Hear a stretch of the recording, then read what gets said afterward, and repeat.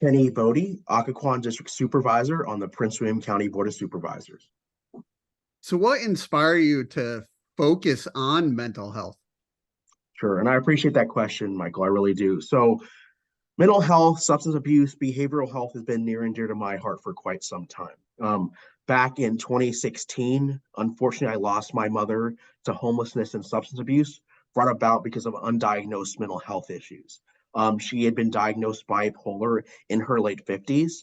And so a lot of her substance misuse issues, alcoholism, the other things that she was dealing with in her life was frankly self-medicating over her bipolar disorder that had never been, diagnosed until her late 50s. So it, to me, I know that those few years between when she finally started getting treatment and when she passed away, seeing just a marked difference in how she was able to interact and thrive all the way up until the end showed me that had she been treated sooner and had she been had that diagnosis sooner, her life trajectory would have been much different. So I want to make sure as much as I can in my role that I make sure that her story is a lot less common than it currently is. With the new crisis receiving center, how did that idea all come about? Sure. So this obviously comes as no surprise to you, but we have a chronic um, acute need for mental health facilities and mental health services, not only in Prince William County, but not only Virginia, but in the entire nation, right? Right. This is a chronic need that we, frankly, as a society, has failed to address holistically, and we have failed to rise to the occasion of the mental health crisis. Um, we, for a good while, had smaller facilities throughout the county that were less known, that provided some services here and there, but between the shortage of beds for mental health for the private hospitals and the shortage of public beds for folks, and frankly, almost a complete lack of mental health services for the youth, especially as it pertains to crises. This has been a sort of a long burn, real need that we've seen over the last over the decades, right? Well, as we all know, COVID-19 made all those issues and all those concerns even more acute. You had a lot of folks who were shut away for months and months. Folks lost their jobs. You had children who were suddenly used to getting socialization and having a friends group in their schools, no longer able to interact.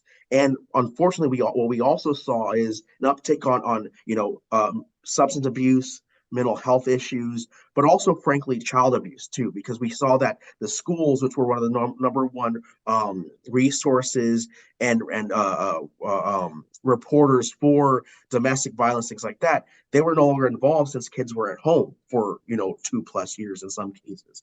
So it exacerbated those long-standing issues when it came to mental health crises. So one of my colleagues, Supervisor Andrea Bailey, this is near and dear to her heart as well. And she saw that we really need to have an all-in-one crisis receiving center for both adults and youth to really bring that to the fore. And one of the areas that I really wanted to focus on too was not only the youth, but the fact that right now, because we don't have one yet, and it's coming up and running, is that if someone has a mental health crisis, especially if they're a child, they have to be transported not only out of the area, but sometimes out of the region. You have sometimes law enforcement or people's families having to transport, especially children, to Williamsburg, to other parts of the state, sometimes out of state. And if you think about how heartbreaking it can be for a parent who has a child who's going through a mental health crisis, not only is their child going through that, but some of their child is being sent to Williamsburg or Southside or even another state for treatment, and having that separation when some folks feel like that's the time where these kids need their families the most. I've been a big supporter of making sure that as much as we can, that youth component of that crisis receiving center is robust and it continues to expand over time. You said earlier about the kids and being close to the family. How important is it to be there for the family as well as the person who's at the center? It's vital. As a parent and as a father of a few children that have had mental health issues and mental illness, um, having that connection and feeling like you're connected to the process is important. Yeah. But also more importantly, none of when we talk about mental illness, we usually only couch it in just that person or just that child that's going through it.